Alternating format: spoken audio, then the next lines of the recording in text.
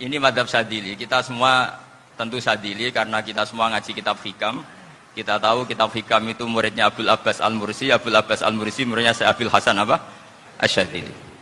Saya masih ingat betul makalah itu dan saya ulang-ulang. Setiap saya ngajar di sarang saya ajarkan itu. Kilali kata Abdul Hasan Asy-Syadzili. Saya pernah dapat hatif, dapat semacam ilham. Apa makna min syarril waswasil khannas? Itu kata beliau dijawab oleh hatif itu. Hatif itu nggak perlu diterjemah tadi ada karena tadi diajarin itu. Apa yang dihidupkan itu nggak perlu dijelaskan. kata hatif tadi, waswasun yadkhulu bainaka wa baina habibika. Yunsika altofahu alhasanah wa yudzakiruka af'alaka asai'ah wa yukassiru indaka dzatas shimal wa yuqallilu indaka dzatal yamin liya'dila bika an husni dzanni billah ila su'i dzanni billah. Jadi yang dikatakan waswas adalah kamu digiring untuk hanya ingat sisi-sisi kamu yang negatif, dilupakan bahwa Anda punya sisi-sisi yang positif. Misalnya seperti ini, mungkin secara fikih tadi banser-banser tegas, wah ini masalah lelaki perempuan dipisahkan gini-gini. Tapi kenapa Gus Ali bilang ya sudah gini gak apa-apa. Sebetulnya ada rukhsah itu karena ini di depan umum. Yang paling pantangan Nabi itu la yakhluwanna rajulun bimra'atin. Ini ada yang menjaminnya gitu. Malah khawatir saya di sini dipisah tapi setelah berduaan nggak bisa. Jadi toleransinya karena ini di depan umum. Itu masih ada toleransinya. La yakhluwanna rajulun bimra'atin. Begitu juga ketika kita dosa, misalnya kita dosa. Orang Islam setiap dosa itu pasti ingat salahnya, kemudian istighfar. Dan ketika satu kebaikan dibandingkan keburukan, itu kata semua ulama, karena sayyi'ah itu bernilai 1, kebaikan bernilai apa? 10. Itu masih surplus berapa? 9. Jadi itu cara berpikir Abdul Hasan Asy-Syadzili. Kenapa kamu harus berpikir positif tentang Tuhan? Sekali berpikir tentang negatif, itu bahaya betul. Misalnya begini, kamu berpikir tak rewangi jadi kiai, sujud, rukuk, ternyata aku tetap lebu neraka. Gunane apa? Itu menurut saya kan nggak punya akal. Sujud itu satu kelaziman menghamba kepada Allah. Normalnya seorang hamba itu ya sujud. Kemudian gara-gara kamu ingin masuk surga, terus logika kamu dibalik. Gunanya apa saya sujud? Ternyata saya masuk neraka. Itu pertanyaan yang benar-benar bodoh dan itu menjadikan Allah benci. Logikanya dibalik begini. Ini saya ngomong serius karena ini bentuk kemenangan saya ini bentuk kemenangan saya. Saya berkali-kali ngomong di kota pelajar di Jogja karena banyak pengujinya juga. Bukan sekedar pendamping tapi penguji. Banyak yang profesor, bukan sekedar dokter, banyak yang profesor. Jadi biar ini dok. Begini. Saya pernah ditanya sama seorang dosen, Gus, saya ini ngaji hadis banyak, tapi ada yang saya tidak paham. Yaitu mangqala la ilaha illallah dakhalal jannah, ada kalimat wa in zana wa in saraka. Meskipun pernah zina, pernah maling. Ini kan seakan-akan mentoleransi perzinaan dan pemalingan. Terus saya bilang, oh makna hadis itu seperti ini. Jadi kebenaran absolut, kebenaran yang mutlak itu tidak akan terganggu oleh status perilaku seseorang. Saya berkali-kali memberi contoh. Orang yang ditangkap KPK akan bilang 1 + 1 2. KPK-nya juga bilang 2. Rivalitas dalam politik, Pak Prabowo ya bilang 2, Pak Jokowi juga bilang 2. Orang yang zaniyah, yang lonte pun akan bilang 2. Muftinya juga bilang 2. Ketua MUI-nya juga bilang 2. Artinya gini, kebenaran yang absolut adalah kebenaran yang siapapun akan meyakini seperti itu. Seperti 1 + 1 2. Kamu punya musuh bilang 2. Kalau ibu-ibu ini punya maru, ya marunya bilang 2 tadi tambah mama. Enggak tahu saya terjemahnya apa tadi. Nah, kebenaran yang absolut itu kebenaran yang siapapun pasti mengakui. Dan uniknya begini, saya pernah ngaji acara himmah, acara pondok sarang di Demak. Kalau kamu bilang 1 + 1 menjadi 2, untuk mengatakan 2 itu kamu butuh hadiah enggak? Mereka semua jawab enggak. Kita semua enggak saja mengatakan tembok itu putih. Kenapa? Karena memang putih. Kita mengatakan 1 + 1 2 karena memang kita tanpa presentasi dapat hadiah, dapat penghormatan. Kenapa untuk mengatakan Allah itu Tuhan kita butuh surga? Memangnya kalau tidak ada surga Allah tidak jadi Tuhan? Ini problem orang soleh-soleh yang terlalu pesimis. Makanya nanti orang-orang soleh itu masuk surganya berat. Tapi kalau orang alim lebih gampang kira-kira seperti itu. Iya, karena kan imannya lebih bagus. Dalam hadis qudsi, Allah ini yang dibuli orang-orang soleh. Laulam akhluk jannatan wala naron alam akun ahlan an uto'ah. Dalam hadis qudsi itu. Kalau saja saya tidak menciptakan surga dan neraka, apa saya tidak jadi Tuhan yang perlu ditaati? Apa kalau kamu tidak saya kasih uang 1 juta terus bilang 1 tambah 1 11? Enggak kan? Tetap bilang berapa? 2. Kalau kebenaran absolut yang 1 tambah 1 kamu bilang 2 meskipun tanpa mendapat hadiah. Kenapa untuk bilang Allah Tuhan kamu butuh hadiah surga? Itu kan serah ikhlas belas. Makanya saya terus mengajarkan ikhlas. Ikhlas itu bisa dilatih dengan akal, dengan pikiran, bil ilmi lah. Harus dilatih. Nah di sini ini momen atau makna yang mestinya harus difahami wa inzana bahwa kalimat ini sah meskipun dilafatkan seorang yang pernah zina. Sama seperti 1 tambah 1 2 sah, diucapkan siapa saja sah. Dan siapapun akan mengucapkan itu secara ikhlas. Ini penting saya utarakan. Sehingga setelah ada firqah-firqah takfiri yang mengatakan orang megang keris itu syirik, ke kuburan syirik, ini syirik. Itu salah besar. Salahnya adalah tadi kalimat-kalimat atau kebenaran-kebenaran absolut ini sudah jadi sibghata wa man ahsanu minallahi sibghah. Kalimat ini begitu absolut di hatinya orang mukmin. Sehingga ketika terganggu oleh hal-hal yang adat istiadat kayak pegang keris, kayak apa, ini tidak mengganggu. Tetap kualitas iman ini di atas keyakinan adat membawa apa keris. Kalau orang membawa keris menjadi syirik karena percaya sama makhluk. Orang misalnya kejawen kalau nggak bawa keris nggak nyaman. Orang kota itu kalau nggak bawa ATM juga nggak nyaman. Itu tidak dihukumi syirik. Kamu pergi lupa bawa HP nyaman enggak? Enggak, kenapa tidak dihukumi syirik?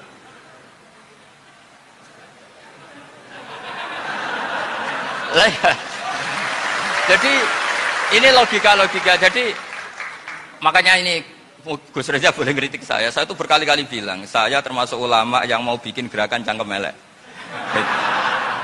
Karena nanti kalau saya nisbatkan ke Rasulullah itu tidak pantas karena Nabi ahsanan nasi khalqau wa khuluqa. Tapi saya siap jadi bempernya Rasulullah Shallallahu Alaihi Wasallam. Pernah ada diskusi di Jakarta, ini kisah nyata. Apa dalilnya setelah sholat salaman? Mana hadisnya? Itu dijawab hadisnya tentu kita kesulitan. Kalaupun ada hadisnya dhaif semua yang masalah musafahan. Akhirnya mau tidak mau dijawab pakai cangkem elek. Boleh enggak kamu setelah salam nyalain HP yang off? Boleh. Boleh enggak ke kamar mandi? Boleh. Oh berarti kencing boleh, nyalain HP boleh, yang enggak boleh itu ingat Allah. Karena mereka mengkritik wiridan, ngeritik salam. Akhirnya mikir deh. Ada enggak hadisnya orang setelah sholat nyalain HP? Enggak ada kan? Tapi mereka nyalain HP enggak hambatan, tapi untuk salaman masalah kan. Ke kamar mandi boleh, tapi untuk wiridan enggak boleh. Akhirnya mereka sadar, oh iya, lama-lama dibisiki gini yang kelompok itu, kamu itu korban aliran supaya kamu enggak ingat Allah, ingatnya HP-nya. Sehingga orang wiridan kamu kritik, orang nyalain HP enggak kamu kritik. Itu kelompok itu adalah kelompok orang-orang yang supaya orang Islam itu lupa Tuhannya.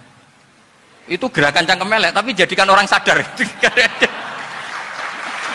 Jadi ini penting. Jadi kalau kamu tidak bisa bela agama dengan jalan yang lurus karena tidak bakat gitu, nggak apa-apa pakai cangkem elek tadi. Karena nggak mungkin gerakan ini dinisbatkan kepada Rasulullah Shallallahu Alaihi Wasallam.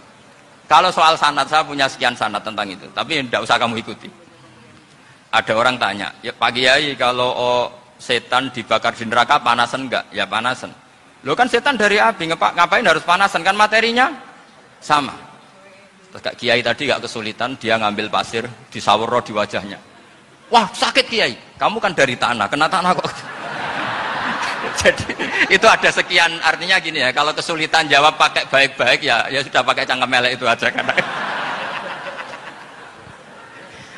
Tapi tentu kan gerakan ini tidak mungkin dinisbatkan kepada para nabi. Tapi saya pastikan meskipun nggak bisa dinisbatkan kepada para nabi dari segi cangkem elek tadi, tapi secara semangat itu sama. Saya punya sekian contoh. Benar Gus Riza tadi gojok saya sengawur-ngawurnya itu masih punya sanad. Itu pas saya ngawur pun masih punya apa? Sanad. Nabi Ibrahim itu ketika faja'alahum juzatan illa kabirallahum itu si berhala paling besar dikasih kapak. Ketika mereka geger, ini siapa yang berara kecil. Kata mereka, sami'na fata yadhkuruhum yuqalu lahu Ibrahim. Ya kira-kira Ibrahim lagi. Terus setelah Ibrahim didatangkan, siapa yang melakukan ini semua? Ini jawaban Nabi Ibrahim, bal fa'alahu kabiruhum hadza. Ya tanya yang bawa pedal, saya kan enggak bawa. Terus kata orang-orang, otak kamu itu di mana? Masa berhala disuruh nanya, kan enggak bisa ngomong. Ibrahim kembalikan, uffil lakum wa lima ta'buduna min dunillah. Lalu otak kamu di mana? Sudah tahu enggak bisa ngomong kok disembah gitu. Itu ada kata uffin loh. Uffin itu kalau diterjemah kira-kira ya agak-agak jancuk gitu. Kira-kira ya kira-kira seperti itu. Jadi sekarang dalilnya jancuk apa sih?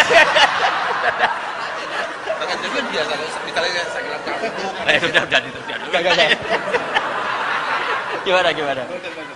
Jancuk itu dari daksu, dak tinggalkanlah suan perkara sing elek. Krono ilate wong Surabaya kakean rawon, akhirnya ngomongnya jancuk.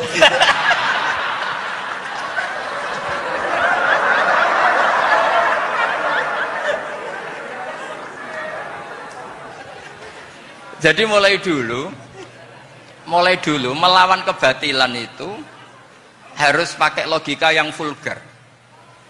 Karena memang nggak mungkin dengan bahasa-bahasa priayi itu nggak mungkin. Dan ini penting saya utarakan. Nah, kalau nanti nggak mungkin dinisbatkan kepada Rasul karena Nabi adalah ahsanan nasi khalqa wa khuluqa, kita yang ngambil alih saja. Gus Reza, saya, Gus Kausan ini cara cangkem elek kan pantas. Luas. Selain bakat ya sudah natural. Karena memang itu cara kita menjelaskan kebenaran. Saya ulang lagi, itu cara kita menjelaskan apa? Kebenaran. Mau tidak mau. Saya pernah ditanya sama seseorang, Gus, beberapa nabi itu kan poligami. Poligami itu bukti hipersek. Karena yang tanya itu orang nasionalis, nggak pati senang Islam. Terus tak balik tanya, perempuan itu makhluk lemah enggak? Ya lemah. Kalau nolong lama satu itu gimana? Ya baik. Kenapa nolong dua jadi tidak baik? Harusnya kalau nolong tiga tidak baik. Tapi saya tidak dukung poligami. Ini cerita. Setidaknya mereka jadi ingat. Saya itu pernah ditanya agak-agak orang ateis. Dia benci Islam tapi neliti Islam. Pertanyaan kedua, kenapa dalam perang itu seakan-akan Nabi itu perampok? Hartanya orang kafir disita kemudian menjadi ghanimah. Itu kan kayak ngerampok. Terus saya tanya gini, kalau ada penjahat ke rumah kamu, kemudian pakai senjata api, setelah kamu ringkus, itu senjata api kamu kembalikan apa kamu sita? Oh ya saya sita, kalau tak kembalikan dipakai ngerampok lagi. Ya sama seperti itu, kalau kekuatan mereka dikembalikan, akan dipakai kekuatan mereka lagi. Jadi, ya lagi-lagi ini kemenangan orang serius. Karena nanti guyonnya sudah dintekno sama Gus Safa sama Gus Riza. Nah, kenapa saya ngajar begitu rileks, begitu santai? Karena pikiran saya sederhana. Fa innal uqula muttarratun ila qabilil haq. Akal sehat pasti dipaksa menerima apa? Kebenaran. Sehingga kebenaran itu tidak usah kamu ngomongkan secara serius, tidak perlu. Kebenaran itu mudah diterima. Saya itu pernah ngaji berkali-kali di Jogja di mana-mana sampai ada buku seorang dokter nulis tesisnya itu bangga lagi menjadi muslim setelah ngaji saya itu. Karena saya menerangkan itu ringan. Orang Islam itu harus mencintai Allah. Ciri utama cinta itu tidak tegang, rileks. Saya bilang begini, kalau kamu pernah 1 tahun digratisi orang rumah, makanan, kamu kira-kira itu mudah nggak mencintai orang yang berjasa sama kamu minjemin rumah dan kasih makan gratis? Mudah kan? Apalagi kita ini mudah mencintai orang yang minjemin mobil 1 tahun, ngasih rumah 1 tahun, apalagi selamanya. Kenapa kita tidak mudah mencintai Allah yang memberi kita bumi, air, oksigen, semuanya kita dikasih Allah? Akhirnya mereka mikir, wong mencintai seseorang yang ngasih dalam durasi 1 tahun saja mudah, apalagi mencintai Allah yang ngasih kita tanpa batas. Itu disebut walladzina amanu asaddu hubbal lillah. Orang mukmin itu mudah sekali mencintai Allah. Caranya dilatih tadi. Kita mudah mencintai orang yang berjasa sama kita. Kenapa tidak mudah mencintai Allah yang tentu jasanya lebih besar? Nah, karena akhir-akhir ini banyak orang yang terlalu nazir, terlalu kata Nabi kan basyiru walatu nafiru yasiru walatu asiru. Sehingga saya bikin gerakan. Pokoknya semua orang mukmin pasti masuk surga. Nanti soal ada kesalahan-kesalahan kecil yang menjadikan orang su'ul khotimah itu sifatnya kehati-hatian. Jangan menjadi hukum. Hati-hati itu tidak menjadi hukum. Kalau kamu nyupir hati-hati itu bukan berarti pasti kecelakaan, enggak. Hati-hati itu ya hati-hati saja, tidak menjadi hukum. Ini penting saya utarakan karena kubu sebelah kampanyenya sudah tadi, setiap mati mesti tenang bersama Bapak di surga. Sementara kita mau kampanye, kamu sholat tidak mesti diterima, haji tidak mesti diterima, jadi kiai tidak mesti masuk surga. Coba kalau kita kampanye gitu terus, yang mau jadi muslim itu siapa? Jadi ini sudah tak perhitungkan matang-matang, saya milih macam seperti itu. Ya ini saya pikir sudah, ini pembandingnya supaya punya waktu. Saya suka sekali. Nah ini yang sesi terakhir ya, sesi terakhir. Saya akan cerita fikih karena Nyun sewu Gus, ada iklan sebentar dari ibu-ibu, pentolan mic kurang dekat ke mulutnya Gus Baha. Sehingga suaranya tidak terdengar sampai ke belakang. Oh, gitu. Pentolannya didekatkan Gus ke mulut. Ini kalau ngomong konotasinya itu mesti nyerempet. Sudah apa ya? Sudah ahlinya di situ. Ya malah ada gitu.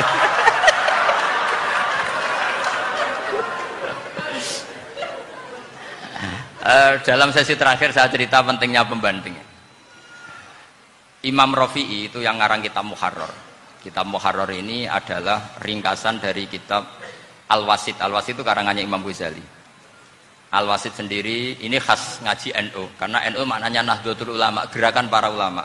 Jadi kalau nggak ngerti alim-alim seperti itu ya ada NU. Sebenarnya sampai itu pasnya Nahdlatul Ummah, gerakan umat. Tapi kan sudah jadi partai politik Nahdlatul Ummah. Karena yang katakan NU itu Nahdlatul Ulama, gerakannya para ulama. Imam Rafi'i itu berpendapat sujud itu cukup pakai batuk, pakai jidat. Itu dalam kitab Muharrar. Wal asoh anna sujud yasihu mau cukup biwatil jabhah. Ketika Imam Nawawi mentasih kitab Muharrar namanya Minhajut Thalibin, itu mengkritik Imam Rafi'i. Kata beliau, sujud itu untuk sah harus melibatkan 7 anggota. Karena berdasar hadis umirtu an asjuda ala sabati a'zumin, yaitu al jabhah wal yaden warubaten wal kodamen, yaitu jabhah 2 tangan, 2 lutut dan 2 kodamen. Akhirnya saya ngecek di kitab asli, Imam Rafi'i termasuk Ashabut Tarjih dan Imam Nawawi. 2 orang ini khilaf. Kan nggak mungkin kita sebagai mushahihnya, karena yang khilaf ini 2 ulama besar, satu Imam Rafi'i, satu Imam siapa? Nawawi. Kita tidak bisa hanya ngikuti Fathul Mu'in yang mengatakan idaktalafan Nawawi war Rafi'u kudiman Nawawi, tidak bisa, karena Imam Nawawi ini sering nginduk sama kitabnya Imam Rafi'i karena senior Imam Rafi'i. Setelah saya cek di kitab kitab asli Mamba ya, satu sumbernya semua mazhab apa? Syafi'i. Ternyata Imam Syafi'i nak ngedikan hanya begini. Wa uhibbu, saya suka setiap orang Islam sujud itu melibatkan 7 anggota karena itu aman, pasti sah. Tapi wayah tamilu, kata beliau, tapi mungkin saja sujud hanya watul jabah itu sah. Kenapa kata Imam Syafi'i? Liqaulihi sallallahu alaihi wasallam atau li du'aihi apa sallallahu alaihi wasallam fi sujud sajadalaka wajhi wa sam'i wa basari.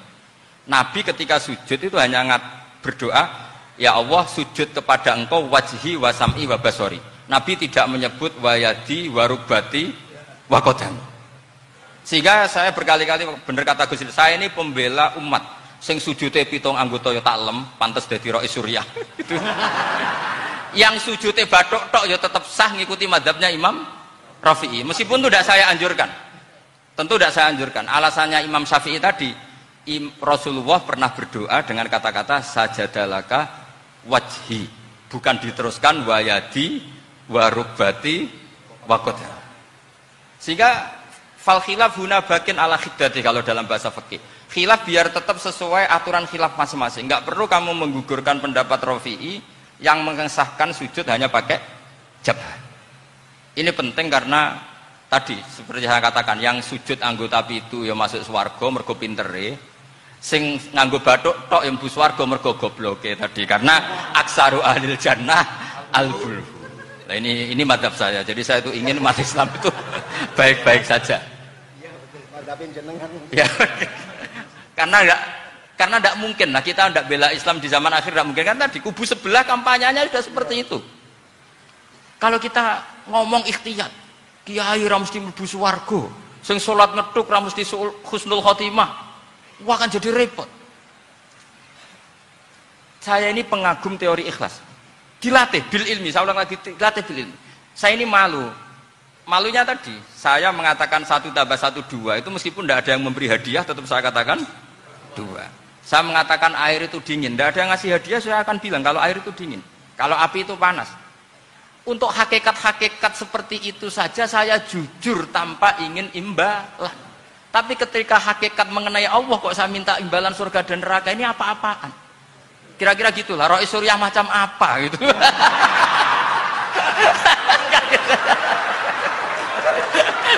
Ya saya kira demikian. Assalamualaikum warahmatullahi wabarakatuh. Waalaikumsalam warahmatullahi wabarakatuh. Alhamdulillah. Baru kali ini ada seminar yang dikritik terus sama pemateri itu pendampingnya. Mestinya pembandingnya. Tapi luar biasa para milenial semuanya, Masya Allah, terlihat wajah-wajah surga di majelis ini.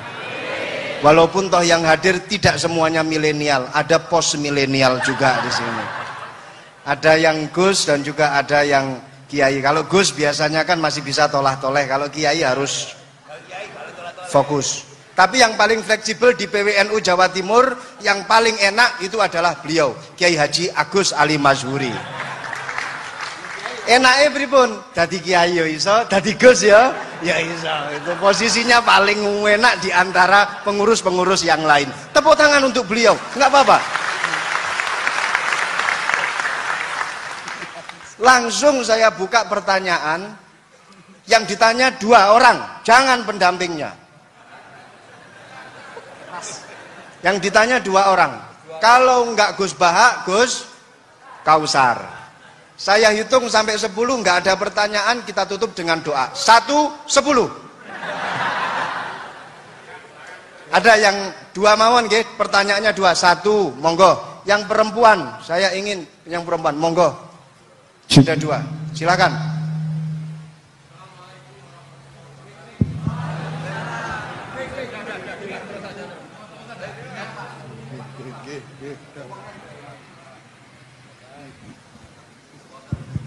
Bismillahirrahmanirrahim. Assalamualaikum warahmatullahi wabarakatuh.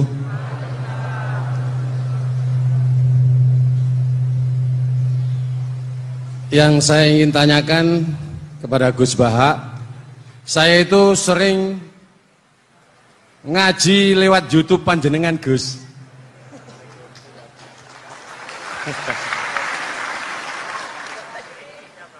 Insya Allah ilmu saya tambah walaupun tidak banyak.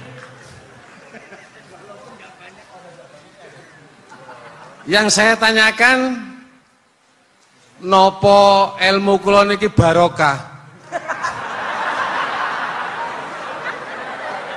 Yang pertama,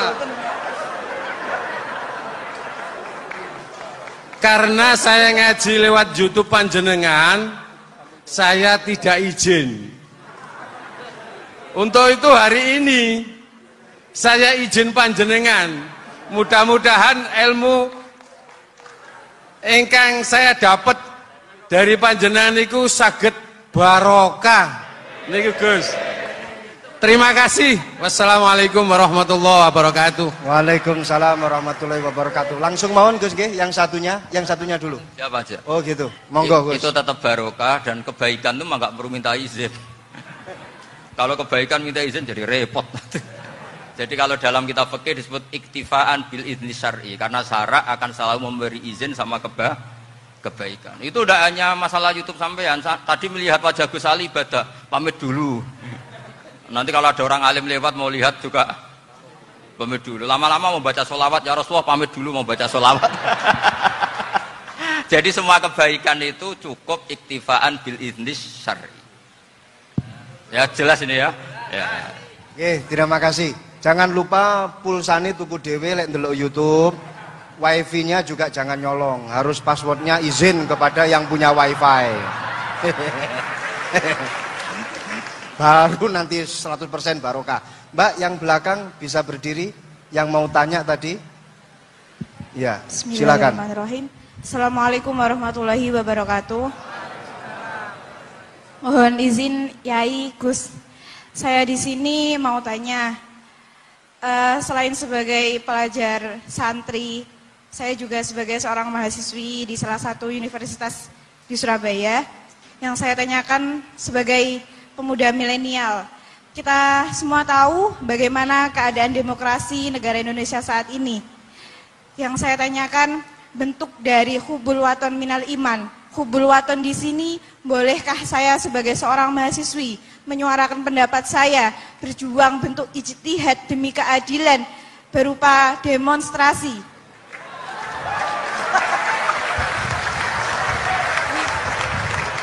Ngapunten. Yang saya tanyakan di sini, bagaimana menurut Gus, apakah saya melakukan demonstrasi ini sudah baik atau sangat baik atau mungkin perlu dikaji kembali? Terima kasih. Wassalamualaikum warahmatullahi wabarakatuh. Hubungan antara demonstrasi dan hubbul wadon minal iman. Hah? Oh ya, hubbul waton minal iman. Monggo Gus.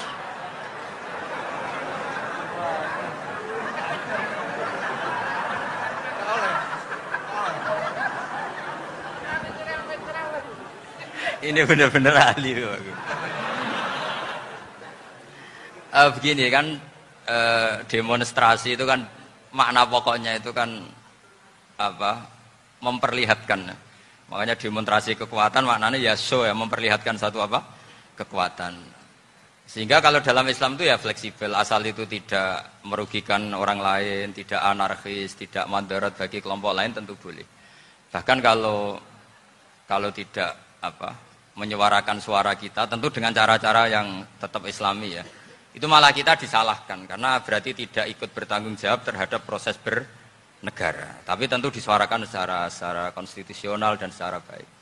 Kemarin pas demo di Jogja yang ramai itu masalah rancangan KUHP itu rektor UI juga ketemu saya pamit, Gus mau demo aja. Ya tapi yang baik dan sopan kata. Karena begini ya. Di Quran itu ada ayat walau la dafuwahin nasa ba'dahum bi ba'dil la fasadatil ard. Jadi kekuatan manapun itu harus dikontrol. Tentu kontrol itu macam-macam. Tapi tentu saya ulang lagi, jangan anarkis, jangan melakukan sesuatu yang kontraproduktif. Jadi menurut saya pernah ditanya, Gus kalau pemerintah itu didukung 90% rakyatnya bagus enggak? Ya bagus, berarti presidennya hebat, didukung mayoritas rakyat. Kalau hanya 55 ya bagus. Presidennya biar tahu, biar hati-hati karena dipilih separuh lebih sedikit gitu. Lah kok bagus semua? Ya emang harapan kita sama Allah semuanya baik semua kata saya gitu. Jadi susahnya apa sih kita melihat sesuatu itu asal agama ini kan gampang, asal tidak maksiat itu baik. Asal gak maksiat itu baik. Makhuyira Rasulullah bina amroini lakhtaro aisarohuma malam yakun isman. Jadi demo itu bukan, nah kalau demo yang diharamkan sebagian fatwanya ulama tentu yang maknanya yang anarkis. Kalau yang dihalalkan tentu maknanya yang tertib. Itu biasa dalam hukum fikih. Rasulullah ngendikan A, mahmalnya seperti ini. Rasulullah ngendikan B, mahmalnya seperti ini. Karena kadang ngendikanin Nabi cara zahir itu berlawanan. Misalnya Nabi ditanya, amal paling baik apa ya Rasulullah? Nyaur utang gitu. Karena biasa yang ngemplang mungkin yang tanya itu tukang. Tapi kadang Nabi jawab birrul walidain. Kadang jawab as-sholat li awwali waktiha. Karena penanyanya ini beda. Enggak tahu sholat. Gimana? Cintakon enggak tahu sholat. Ya, cintakon ora tahu sholat kata beliau. Kan gitu. Jadi ini penting saya utarakan karena zaman Nabi itu ya biasa Nabi misalnya ngendikan sesuatu itu. Terus ada juga sahabat yang memperlihatkan pendapatnya. Tapi tidak niat bantah. Masyhur itu dalam tarikh. Saya beri contoh yang masyhur itu. Nabi pernah sholat duhur itu 2 rakaat. Sebagian riwayat mengatakan asar, tapi yang lebih kuat itu zuhur. Setelah 2 rakaat Nabi sholat, itu akabirus sahabat papan atas itu sudah ada yang ngendikan karena mereka sopan semua, tahu etikal. Setelah Nabi pulang sudah dekat pintu, ada sahabat yang berdiri. Ya Rasulullah, aku siroti sholatu amnasita. Ini sholat model kosor, apa engkau lupa? Tapi sahabat yang nggak tanya, ini niatnya malah lebih agak-agak buruk. Baguslah kalau sholat terbaru 2, berarti besok ya 2. Karena pakai teori nasah mansuh, berarti hukum itu pakai yang terbaru. Jadi gayanya tidak tanya, tapi lebih sama mungkin yang setuju undang-undang tadi ya tentang rumah tangga, kalau istri gak mau dikumpuli tetap dipaksa, nanti suaminya bisa dilaporkan ke pengadilan gitu. Saya pasti mikir saya bukan masalah pengadilannya, pasti istrinya cantik. Kalau jelek kan gak mungkin dipaksa. Ini ketularan.